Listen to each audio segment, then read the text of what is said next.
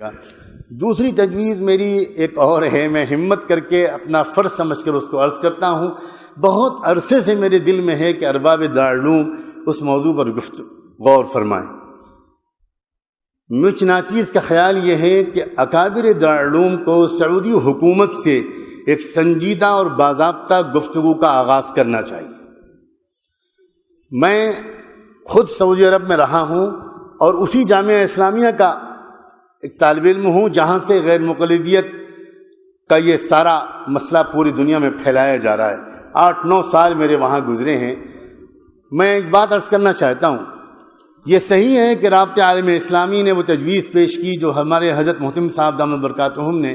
اس کو نقل کیا، اس کے ایک حصے کو، اور یہ بھی صحیح ہے کہ سعودی حکومت کا اپنا مسلک جو علانیہ ہے وہ حنبلی ہے، اور یہ بھی صحیح ہے کہ وہاں کے بہت سے علماء کا مسلک کچھ اور ہے۔ لیکن اس حقیقت کا انکار نہیں کیا جا سکتا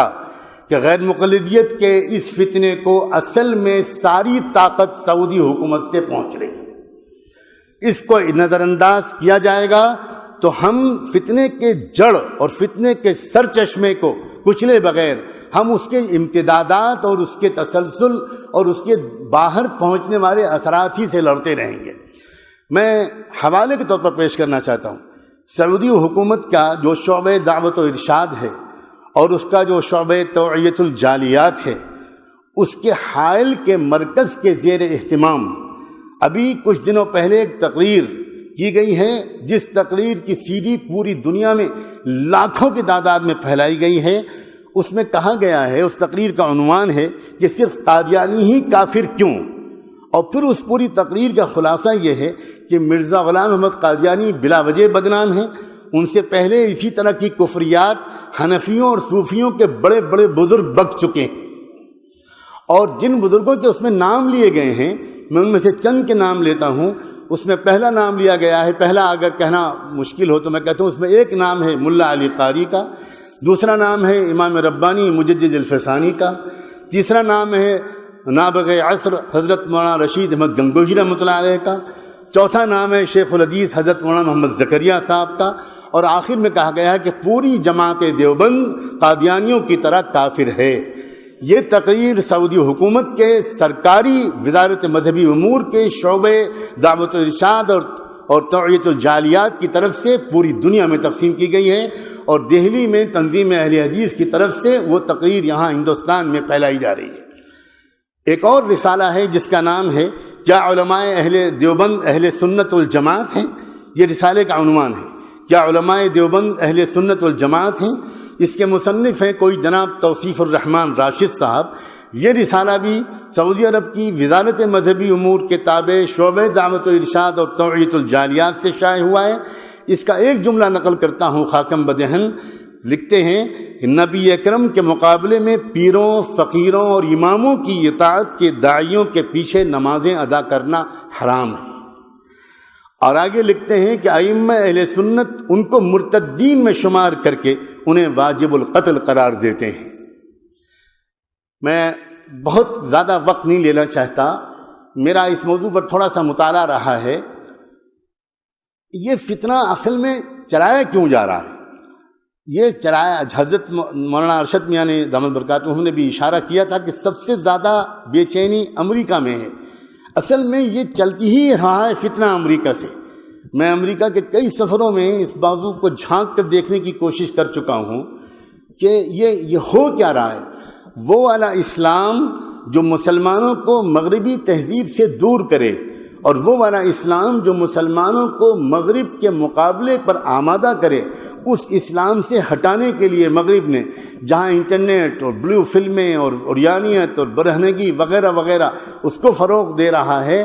وہاں وہ مغرب چونکہ جانتا ہے کہ بڑی تعداد میں مسلمان نوجوان ان تمام کوششوں اور سازشوں کے باوجود وہ شراب خانوں اور کلبوں سے دور رہ کر مسجدوں سے قریب ہو رہے ہیں۔ لہذا ایسے مسلمانوں کے لیے جو تمام تر کوششوں کے باوجود دین سے دور نہیں ہو پا رہے، انہوں نے دوسرا نسخہ یہ اختیار کیا ہے کہ اگر دین پر چلنا ہی ہے تو ان کو ایسے دین میں لگا دو جو ان کو آپس میں الجھا دے۔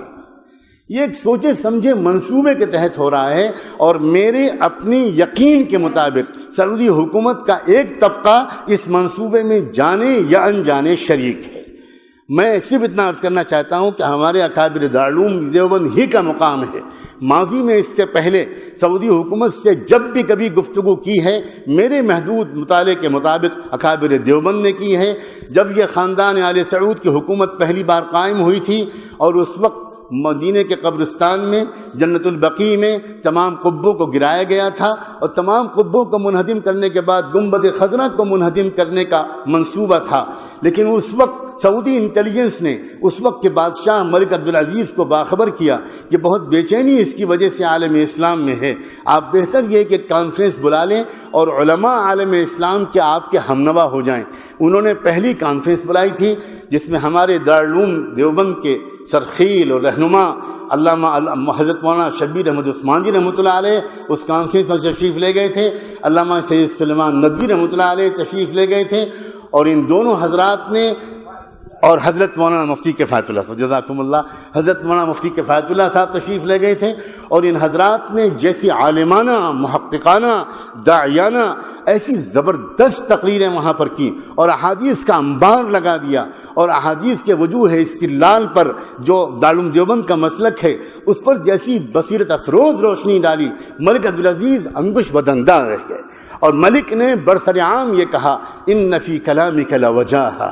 یہ جو آپ نے بات کہی ہے اس میں بہت گہرائی ہے، میں اس کے جواب نہیں دے سکتا، مفتی اعظم سے آپ بات کریں۔ اور چنانچہ اگلی نشستیں ہمارے نکابرین کی ملک کے علاوہ مفتی اعظم سے بھی ہوئیں، اور بالآخر سعودی حکومت نے تسلیم کیا اس موقف کو کہ گنبد خضرا کو منہدم کرنا شریعت کے احکام کی روح کے خلاف ہے، اور پھر وہ انہوں نے اپنی پالیسی بدلی۔ اکابر علماء دیوبند کی سوا اس عاجز کو مجھے نظر نہیں آ سکتا، ہو سکتا ہے میری نظر کی کوتاہی ہو، میں انہی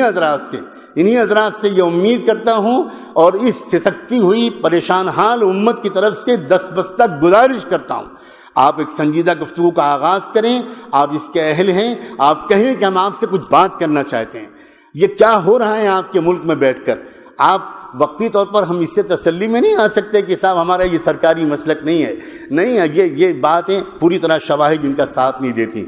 ایک تو میری تجویز یہ ہے، تیسری ایک تجویز یہ ہے کہ مجھے یاد آتا ہے، مجھے اس وقت حوالہ تو یاد نہیں آ رہا، میں اس وقت سفر کے دوران سے یہاں پر آیا ہوں، نواب چھتاری کا ایک دورہ کرایا گیا تھا برطانیہ کا، اور برطانیہ کے اس سفر میں انہوں نے ایک خفیہ ادارے کو دیکھا تھا جو شہری آبادی سے دور جنگل میں انگلینڈ میں چل رہا تھا، جہاں انگریزوں کو فقہ و حدیث پڑھائی جا رہی تھی، تفسیر و قرآن پڑھایا جا رہا تھا، اور انگریز لوگ داڑھی اور عمامے میں ملبوس وہاں پر تھے، ان میں سے ایک بھی کوئی مسلمان نہیں تھا، وہ سب یہودی اور عیسائی لوگ تھے۔ نواب چھتاری یہ دیکھ کر حیران رہ گئے تھے۔ اس وقت ان سے کہا گیا تھا یہ ہم اس لیے تیار کر رہے ہیں تاکہ یہ لوگ علماء بن کر عالم اسلام میں پھیلیں گے، اور وہاں تشویش انگیز مسائل کو ابھار کر مسلمانوں کی طاقت کو منتشر کریں گے۔ میری ایک درخواست ہے، جب دارالعلوم ایک نئے عزائم کے ساتھ اس میدان کا بھی مقابلہ کرنے کے لیے اترتا ہوا نظر آ رہا ہے، آپ بڑی آسانی کے ساتھ ایک دو ریسرچ اسکالرز کو